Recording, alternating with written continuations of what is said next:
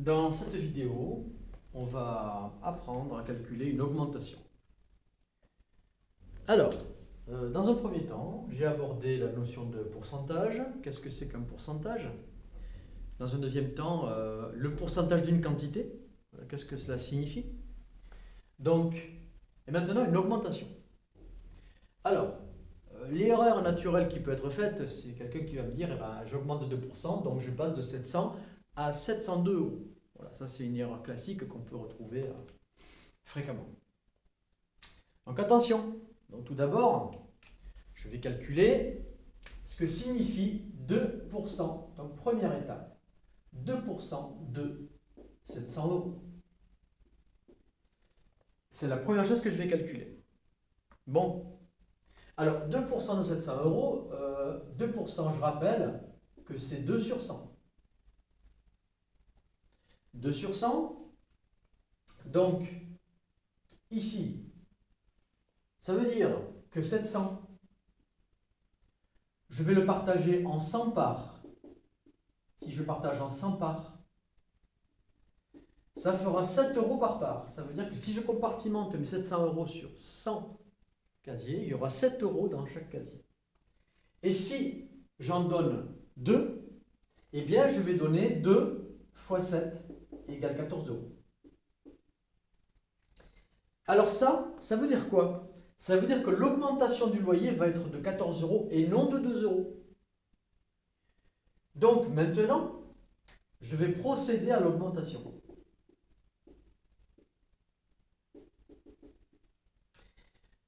Donc, ici, l'augmentation, je vais faire 700 plus 14, ça va faire 714 euros. Ça va être mon nouveau loyer.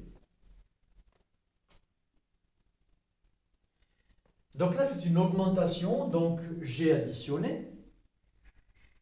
Si j'avais une diminution, j'aurais fait une soustraction. Donc ne rêvons pas, un loyer augmente toujours, il ne baisse pas. Voilà, dans la vie réelle, c'est comme ça que ça se passe. Alors maintenant, il y a une autre technique qui vous permet d'arriver au même résultat.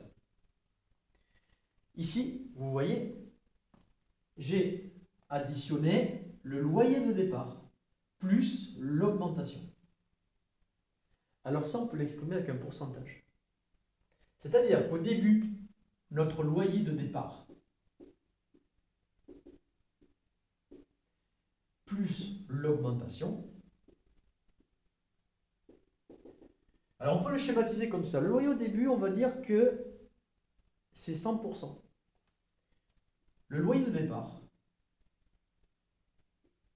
la base, c'est 100 sur 100. Et si je rajoute l'augmentation, je vais rajouter 2%, 2 sur 100. Ça veut dire que mon nouveau loyer, il va être égal à 102 sur 100. Donc maintenant, je vais raisonner en mode décimal. 100 sur 100, c'est égal à 1. Donc 1 plus 2 centièmes. Je ne raisonne qu'en pourcentage. Là, j'ai raisonné en prix du loyer. Là, je ne raisonne qu'en pourcentage. Le loyer de départ, c'est 100%. Mon nouveau loyer sera de 102% du loyer de départ. Je comprends que 102% doit un peu déstabiliser, de se dire mais ça ne peut pas être plus grand que 100, hein, je le comprends, mais le loyer augmente par rapport à une base de départ. Donc ça, si je calcule, hein, ça fait le même résultat que ça fera 102. La virgule est ici, je décale de 2 rangs, elle arrive ici. Alors cette méthode-là, qui est induite par ce principe, ça va me servir à quoi? Alors là, vous voyez qu'on a fait 2 étapes.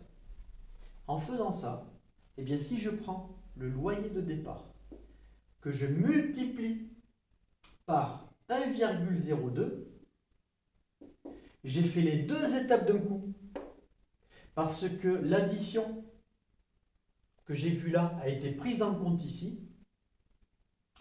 Et la multiplication qui est là a été prise en compte ici. On a fait les deux opérations d'un coup. Et donc on aura le même résultat. Cette méthode est très avantageuse dans certaines circonstances. Par exemple, si je ne connais pas le loyer de départ, mais que je veux exprimer le pourcentage final d'augmentation par rapport au loyer de départ, je peux le faire avec ça. Là, je suis obligé de connaître le loyer de départ. Là, je ne suis pas obligé.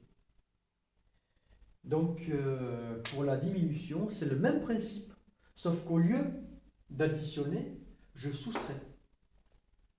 C'est la même chose.